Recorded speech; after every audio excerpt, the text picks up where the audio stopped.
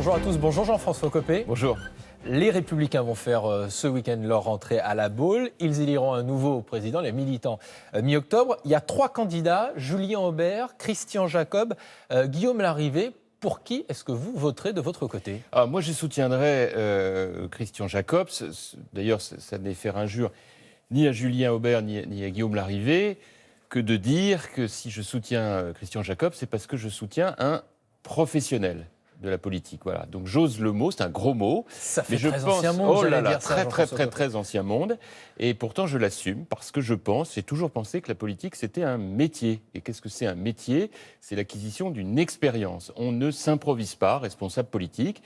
Et vu l'état de la... député, Julien Aubert, Oui, Guillaume Larrivé. mais bien sûr. Mais ce que je veux vous dire, c'est qu'on a besoin, à la tête de ce qu'il reste de la droite française, de quelqu'un qui soit en situation de rassembler, de permettre à chacun de donner le meilleur de lui-même, de renouer avec le débat, de le faire avec méthode. Et aujourd'hui, celui qui a cette expérience, c'est Christian Jacob. On peut ensuite penser ce qu'on veut des uns ou des autres. Nous étions à l'année 0 de la droite en 2017, après le désastre de la présidentielle. Nous sommes paradoxalement à l'année -2, c'est-à-dire qu'on a encore réussi à reculer. Donc la seule solution aujourd'hui, c'est, vous savez, comme quand le dos est bloqué, il faut le faire vertèbre par vertèbre. Hein. Bon, et ben on va essayer. Ça craque trop fort non plus. Non, exactement. Donc on va essayer de faire un peu revenir tout le monde autour de la table. En tout cas, moi, j'ai dit à Christian Jacob que pour ce qui me concerne, je considérais que l'état de sectarisme, de recroquevillement dans lequel était arrivée la droite ces 2 dernières années était tel que je n'avais plus envie, ni personne d'ailleurs, d'y participer à ce débat. Peut-être qu'aujourd'hui, on peut y arriver. Voilà. Comment faire, justement, d'après vous, pour que la droite redevienne, et les Républicains redeviennent audibles auprès des Français ? Eh bien, écoutez, je pense que ce serait bien qu'elle commence par renouer avec avec l'authenticité, avec la sincérité. Par exemple, de ne pas être obligé de critiquer tout le temps par principe quand on pense qu'une mesure prise par le gouvernement est bonne. Je suis désolé, mais dire aujourd'hui que le G7 a été une réussite et qu'on le doit à Emmanuel Macron, ça s'appelle du bon sens. Pour vous, ça a été une réussite ? Mais bien sûr C'était pas que de la com. Mais bien sûr que ça a été une réussite. Deuxièmement, il faut renouer avec... je dirais, les enjeux qui aujourd'hui sont ceux des Français, au lieu de se tromper de combat toute la journée avec des questions de société qui aujourd'hui ne sont pas la préoccupation première.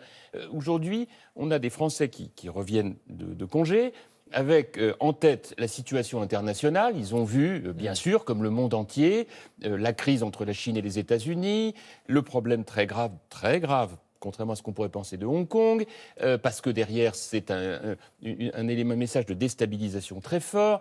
Ils voient bien ce qui se passe en Europe avec le Brexit. Le rapprochement avec la Russie, vous dites Emmanuel Macron a raison là-dessus, puisque vous parlez de l'international ? Bien sûr, évidemment, il faut créer sans cesse de nouvelles initiatives qui permettent à la France d'être au centre du jeu, puisque le contexte d'aujourd'hui, c'est que la France apparaît comme un pays apaisé, paradoxalement, malgré ce que nous avons pu subir ces derniers mois, à côté de ce que nous voyons en Grande-Bretagne, en Italie. Au passage, on voit bien que les clivages ont changé. Aujourd'hui, c'est plus entre la gauche et la droite, c'est entre des partis de gouvernement qui veulent trouver des solutions et des partis populistes ou extrémistes qui, à chaque fois qu'ils sont au pouvoir, mettent le désordre. Regardez l'état de la Grande-Bretagne, regardez l'Italie. Jean-François Copé, vous dites pas de sectarisme, vous êtes maire de Meaux. Par exemple, ça veut dire que la grande échéance de cette année, ça va être les municipales. Est-ce que vous êtes favorable à ce qu'il y ait des accords entre les Républicains et la République En Marche ? Ça dépend des endroits. Je pense qu'il faut être pragmatique. Je pense qu'au premier tour, chacun doit aller avec ses couleurs et puis voir ce qu'il en est au deuxième. Et puis surtout, si vous voulez le fond de ma pensée, il faut fiche la paix aux maires. Il faut les laisser faire les choses en fonction de la réalité. Mais vous, sur votre liste, vous aurez des adhérents de la République En Marche ? Je ne sais pas. Je vais vous dire, moi-même, j'annoncerai ma décision dans quelques jours. Je la réserve à mes administrés. Mais ce que je peux vous dire, c'est que ce ne sera certainement pas l'incarnation d'une liste partisane. Mais oui ou tout non le monde à connaît des mes alliances idées. avec la République En Marche ? Encore une fois, ça dépend des endroits. Pourquoi pas, vous dites ? Mais je dis en tout cas, au premier tour, ça n'a pas de sens. Au second, ça peut en avoir. Mais chaque territoire est différent. Ça m'amène d'ailleurs à vous dire que la grande rentrée, les messages de cette rentrée, c'est quoi ? D'abord, je l'ai dit, c'est la situation internationale qui a des conséquences majeures, mais c'est aussi la réalité locale. Cette année, elle sera municipale. Les élections municipales vont permettre aux Français de dire qui ils veulent pour diriger leur territoire. Vous savez, un maire, c'est un petit président de la République sur son territoire.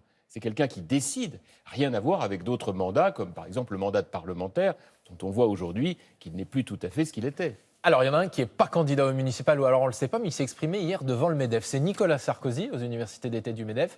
Je vous propose de l'écouter, c'était hier après-midi. Moi, je ne fais plus de politique. On l'a tous constaté. Je ne fais plus de politique en ce sens que je n'ai plus d'ambition élective. Il ne fait plus de politique, dit Nicolas Sarkozy. Vous le croyez ou est-ce que vous rigolez comme l'ensemble des gens qui l'écoutent ? Enfin, d'abord, moi, ça me fait plus rigoler depuis longtemps, tout ça. Et deuxièmement, je suis sorti de tous ces commentaires. Je trouve que, pour des raisons d'emploi du temps, je n'ai pas particulièrement suivi ces déclarations, mais bon, moi, je n'ai pas de commentaires à faire. Ça fait partie un peu de l'ambiance générale d'une rentrée. On a des personnalités qui s'expriment. Moi, je n'ai plus envie de rentrer là-dedans. Moi, ce qui aujourd'hui me paraît fondamental, c'est que nous ne nous trompions pas de combat. Nous avons en face de nous des populistes, des extrémistes qui veulent prendre le pouvoir et déstabiliser nos pays en Europe et dans le monde. Face à ces populistes, en France, Emmanuel Macron, c'est le seul recours, vous avez le sentiment, ou en Europe Alors, en tout cas ? Aujourd'hui, il est évident qu'il est celui qui incarne le rempart au populisme, avec l'avantage de le faire courageusement, mais l'inconvénient d'être tout seul. Et pour moi, et d'être tout seul. Et donc, pour moi, le véritable danger est qu'il n'y ait pas, parmi les responsables de gouvernement, d'autres formations politiques qui l'incarnent. Donc, il est vital que la droite française se reconstruise, qu'elle soit en situation de pouvoir proposer, le moment venu aux Français, un message dans l'hypothèse où, pour des raisons X ou Y, Emmanuel Macron ne serait plus considéré comme l'homme de la situation. Sinon, l'option d'une victoire de l'extrême droite en France, comme nous l'avons vu dans d'autres pays d'Europe, elle est réelle. Pour vous, ce n'est pas inimaginable, Marine Le Pen. Non seulement ça n'est pas inimaginable, mais c'est même crédible. Donc il faut arrêter de se mentir. Il n'y a pas besoin d'aller loin en France pour discuter avec les gens et comprendre les inquiétudes, les interrogations et l'impact de messages extrémistes qui surfent sur les peurs. Quand vous voyez les enjeux écologiques qui sont considérables, sur lesquels, aujourd'hui, nous avons un discours punitif, alors qu'on devrait avoir un discours de mobilisation positive.